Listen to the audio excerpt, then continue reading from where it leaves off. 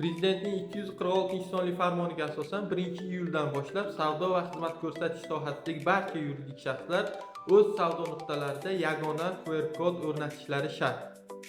Yagona QR kodni olish uchun korxona rahbari tashkilot muhri bilan o'ziga xizmat ko'rsatuvchi bankka murojaat qilishi kifoya.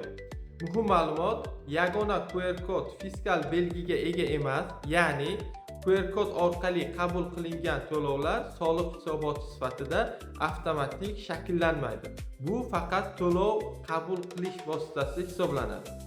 Shuning uchun mijoz QR kod orqali to'lov qilgan taqdirda ham unga onlayn kassa apparati yoki virtual kassa orqali fiskal chek berilishi majburiy hisoblanadi. Agar 1-iyuldan boshlab savdo nuqtangizda yagona QR kod mavjud bo'lmasa, 5 million so'm miqdorida jarima qo'llanilishi mumkin. Shu sababli ushbu ishni keyinga qoldirmasdan xizmat ko'rsatuvchi bankingizga murojaat qiling. Yagona QR kodni olib qo'yishingizni tavsiya qilamiz. Agar yagona QR kodni olish yoki ushbu tartib bo'yicha savollaringiz bo'lsa, bizga murojaat qilishingiz mumkin. Mamnuniyat bilan yordam beramiz.